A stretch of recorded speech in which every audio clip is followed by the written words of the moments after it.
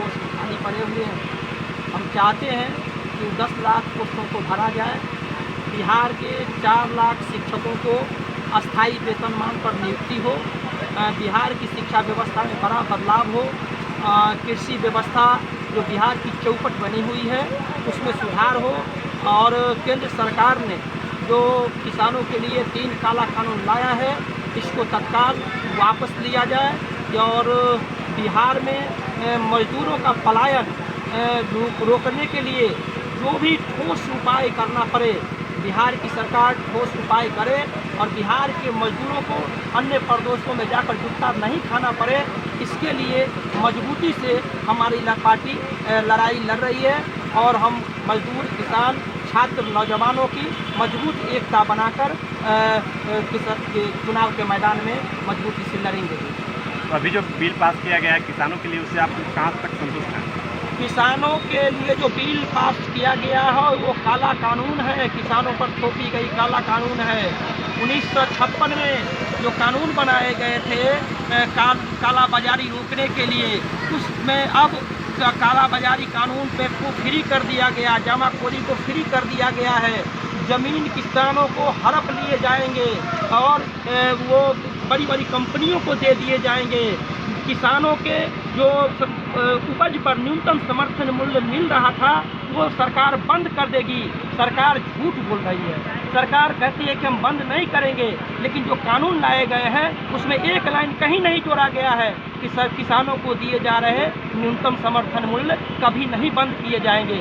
इसलिए ये किसान विरोधी काला कानून वापस लिया जाए। 200 किसान संगठन पूरे देश के एक पांव पर खड़ा होकर लड़ रहे हैं और हमारी पार्टी उसके साथ मजबूती से खड़ी है। अभी देखा गया कि कोरोना काल में लाखों लाख मजदूर जो बाहर से अपने गांव आए हुए थे, लेकिन यहाँ जो है मजदूरी नहीं मिलने की वजह से वो पुनः जा रहे हैं, उसके लिए क्या बताते हैं? ये सरकार झूठ बोल रही है। सरकार ने कहा था, पहले तो सरकार ने हाथ खड़ा कर लिया कि परदेशी जो बिहार से बाहर मजदूर काम कर रहे हैं उनको बिहार में घुसने नहीं देंगे। हमारे विधायक सत्यदेव राम हमने मजबूती से गोपालगंज के सीमा पर खड़ा होकर झंडा लेकर लड़ाई की स्थिति बन गई। सरकार को पीछे हटना पड़ा, बिहार में आने देना पड़ा। और जब बिहार में मजदूर आए तो सरकार ने झूठा वादा किया कि मनरेगा में उनको काम देंगे, हम बिहार के तमाम जो परदेशी मजदूर थे उनको यहाँ व्यवस्था देंगे, उनको अलग से राशन देंगे। कहीं राशन नहीं मिला, कहीं कोई काम नहीं मिला। अब भूखमरी की स्थिति बनी हुई है और बिहार के मजदूर विवश होकर फिर से प्रदेश जाने के लिए मजबूर हो गए हैं। हम सरकार की घोर निंदा करते हैं। हर सरकार हमेशा अपनी बातों से मुकर जाती है, पलट जाती है। उसने मजदूरों के लिए तो कहा था कि डी बंदोपाध्याय आयोग लाएंगे, भूमि सुधार करेंगे, उस बात से पलट गई। उसने शिक्षा सुधार की बात कही थी, उस बात से पलट गई। इसलिए इस बार 15 साल तक हम लोगों ने मौका दिया पलटू चाचा को बिहार में, अब कोई और मौका नहीं दिया जाएगा और मजबूती से भाकपा माले उनके खिलाफ चुनाव के मैदान में लड़ेगी।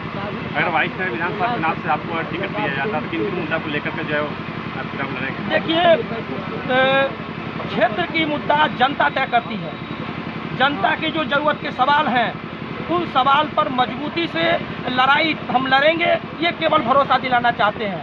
इस क्षेत्र का किसान जिस प्रकार से उनके उपज का उचित दाम नहीं मिलता है, हमारी पार्टी के जो एमएलए होते हैं वो कोई विधानसभा और पटना के एमएलए फ्लैट में नहीं रहते हैं, वो जनता के बीच में रहते हैं। और हम यही भरोसा दिलाना चाहेंगे कि 365 दिन में विधानसभा सत्र को छोड़कर बाकी दिन हम चुनाव लड़े, हमारे पार्टी के कोई और नेता चुनाव लड़े, जीतते हैं तो वो जनता के बीच में रहेंगे और जनता के सवाल जो मुख्य सवाल होंगे उस सवाल को मजबूती से विधानसभा में उठाया जाएगा। पिछले 10 सालों में स्थानीय जो एमएलए रहे हैं उन्होंने इस क्षेत्र के विकास के लिए, इस क्षेत्र में तरक्की के लिए कोई कृषि आधारित उद्योग लग जाए इसके लिए कोई सवाल नहीं उठाया है। हम भरोसा दिलाना चाहते हैं कि हम किसान मजदूरों के लिए मजबूती से, नौजवानों के लिए, बेरोजगारों के लिए खड़ा रहेंगे और इसको हम जीत में तब्दील करेंगे, उनका भरोसा जीतेंगे। सरकार की जो 7 निश्चय योजना है उसको लेकर आप क्या बताना चाहेंगे? सरकार की 7 निश्चय योजना लूट योजना है। आप देख रहे होइएगा, हर कोई हम समाज के हिस्सा हैं, उनका जो नल जल है उसमें हर घर नल का जल पहुंचाने की जो बात थी अभी तक गरीबों के घर नहीं पहुंचे। जो जहां काम पूरा हो गए वो काम अब वहां नल का पानी पाइप ही फूट गया, गरीबों के घर तक पानी नहीं मिल रहे हैं। जो पीसीसी रोड बनाए गए थे वो सड़कें उखड़ रही हैं। स्वयं नीतीश कुमार का बड़ा बड़ा ठेकेदार जो पिछले 15 सालों में सड़कें बनाई, एक सड़क को 3-3 बार बनाया, लेकिन तमाम की तमाम सड़कें आज गड्ढा में तब्दील हो गई है। इसलिए लूट योजना बिहार सरकार भ्रष्टाचारी अधिकारियों के जरिए चल रही है, भ्रष्टाचारी नेताओं के जरिए चल रही है, और इनके अधिकारी नेताओं की जो टिकरी चल रही है इसको जनता की मदद से तोड़ा जा सकता है। इसलिए हम लोगों ने कहा कि जनता के जनवादी एकता का जो बड़ा जरूरत है, जो 2020 के चुनाव में जनता के साथ सीधा मोर्चा बने और जनता के सवालों पर लड़ने वाला, भिड़ने वाला, जनता के अधिकार के लिए मजबूती से संघर्ष करने वाला प्रतिनिधि जिताकर जनता अपने अधिकार की रक्षा कर सके।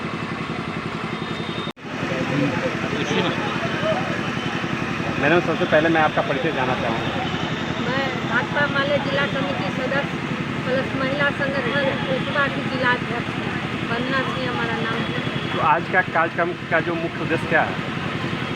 आगामी जो विधानसभा चुनाव हमारे बीच में है और जो लगातार हमारी पार्टी गरीब गुरबों के बीच में लगातार अपने काम को करते आ रही है। जिस प्रकार से फसल हम लोग बोते हैं तो अब काटने का समय है, इसलिए हम लोग अभी विधानसभा की तैयारी के लिए, क्योंकि हमारी जो पार्टी है वो वारिसनगर विधानसभा क्षेत्र से अपनी दावेदारी को पेश करेगी। कैंडिडेट हमारे कोई भी रहे, लेकिन हमारी तमाम जो शक्तियां हैं इस क्षेत्र में लगेंगी, क्योंकि लगातार हमारी पार्टी के द्वारा यहाँ की जो ज्वलंत समस्याएं हैं उनको लेकर संघर्ष करते आ रहे हैं। तो हमारी जो पहचान है उस पहचान के माध्यम से हम इस विधानसभा को जीतने के तर्ज पर हम लोग यहाँ पे अपनी दावेदारी को पेश करें। तो ऐसी कौन कौन सी मुद्दाएं हैं वारिसनगर विधानसभा क्षेत्र की जिसको लेकर के आप चुनाव लड़ना चाह रहे हैं?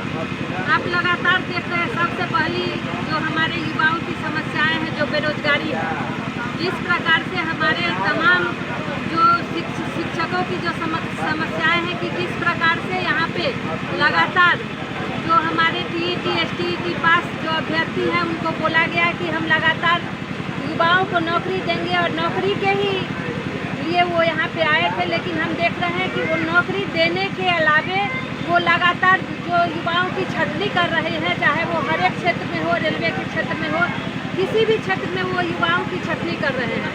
तो वो नौकरी देने के बदले जो हमारे युवाओं को बेरोजगार कर रहे हैं, तो हमारा सबसे पहला मुद्दा होगा कि जो बेरोजगारी है उसको हम दूर करने के लिए यहाँ पे अपनी लड़ाई को पेश करें।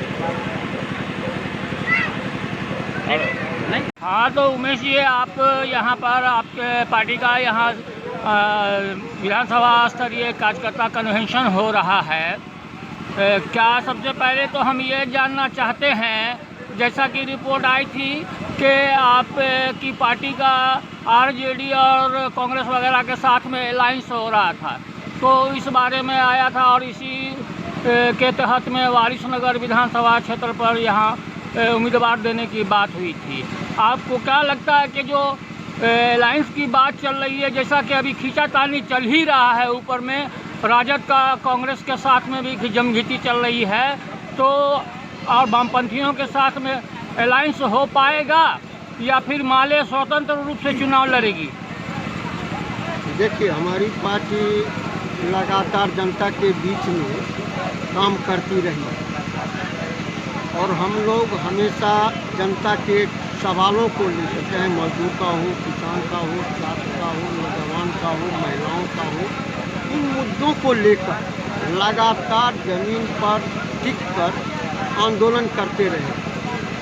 अब है अभी सांप्रदायिक शक्ति बड़ी तेज़ी से पूरे देश में आगे बढ़ी और इन शक्तियों को पाला है कि अभी ये पूरे विषय विष के बतौर बोया गया है। पूरे गांव देहात से लेके शहर में पूरे सांप्रदायिक माहौल बन गया। अब हमारी पार्टी यह सोची, इसकी प्राथमिकता कि हम इससे पहले मुकाबला करें और इस मुकाबला के लिए अगर हो सके तो राजद से भी हम हाथ मिला सकते हैं। अगर ऐसी परिस्थिति में हम तो सांप्रदायिकता के खिलाफ में अकेले हमारी पार्टी भाजपा माले लड़ती रही है, लेकिन इसी को देखते हुए राजद, कांग्रेस और जितने भी विपक्षी राजनीतिक पार्टी है उन्होंने भाकपा माले को प्राथमिकता के तौर पर स्थान देने का काम किया और हम लोगों ने भी उनके निमंत्रण को स्वीकार किया। हम लड़ाई लड़ रहे हैं, हम सम्मान के साथ उनके साथ गठबंधन में शामिल होना चाहते हैं और अभी भी हमारी पार्टी पूरा दरवाज़ा बंद नहीं किया। हमने 53 सीट का मांग किया था, हमारी पार्टी 53 सीट की मांग की थी। बाद में समझौता के तहत पीछे हटने का बात आया तो हमने उन लोगों की बात को मानते हुए तमाम सामंजस्य को स्थापित करने के लिए 30 सीट पर आए और 30 सीट के बाद फिर हमारी पार्टी 20 सीट पर आई। उसके बावजूद भी हमारी पार्टी को सम्मानजनक जगह नहीं दिया गया। 10-12 पर आकर कीमत जाने की बात हो रही है। दूसरी सबसे बड़ी खामी है उसमें कि मध्य बिहार जो हमारा संघर्ष का इलाका रहा है और संघर्ष के इलाका में पटना, नालंदा, जहानाबाद वगैरह जो मध्य बिहार में जगह है वहाँ संघर्ष का जगह है और हमारा बहुत से कॉमरेड वहाँ पर शहादत भी किए हैं। वहाँ पर एक भी जगह विधानसभा का जगह सीट हम लोगों को नहीं दिया गया। ऐसी परिस्थिति में हम अपने सम्मान के साथ कोई समझौता नहीं कर सकते हैं। अगर सम्मानजनक समझौता हुआ तो हम उसके साथ हैं। निश्चित रूप से अभी भी हम बात करने के लिए तैयार हैं। अगर यहाँ अलायंस नहीं हो पाता है, जिस तरह का जो ढर्रा है लालू जी की पार्टी राजद का और कांग्रेस के बीच में, तो अलायंस नहीं होने की स्थिति में समस्तीपुर इस जिला से क्या सीट पर आपकी पार्टी चुनाव लड़ेगी? देखिए, हमारी जिला कमेटी की बैठक हुई थी और जिला कमेटी ने यह निर्णय ले चुकी। हमने यहाँ पर 4 सीट पर दिया था, फैसला किया था। उजियारपुर, वारिसनगर, समस्तीपुर और कल्याणपुर ये विधानसभा क्षेत्र चुने थे अपने कार्य क्षमता के आधार पर। लेकिन ऊपर में जो समझौता वार्ता हुआ तो 3 सीट पर आकर सिमट गए। उसके बाद फिर 2 सीट पर आए, उसके बाद 1 सीट पर उन्होंने बात बनाई। लेकिन अभी भी हमारा है, हम भाकपा माले अकेले 4 सीट पर हम चुनाव लड़ सकते हैं। हम इस जिला कमेटी ने जो निर्णय लिया है उसके साथ अभी भी हम हैं। अगर समझौता हो गया तो हम जो राज्य का फैसला होगा उस फैसला को लागू करेंगे, अगर नहीं तो हम 4 सीट लड़ सकते हैं। समझौता होने की स्थिति में यहाँ के संभावित उम्मीदवार कौन हो सकते हैं? वैसे जिला कमेटी अपना 3 सदस्य निर्णय लेके अपना भेज दिया है और राज्य का जो फैसला होगा वही सर्वसम्मत होगा। अभी यहाँ से हम कुछ नहीं। परिचय देते हैं। मेरा नाम उमेश कुमार हुआ, भाकपा माले जिला।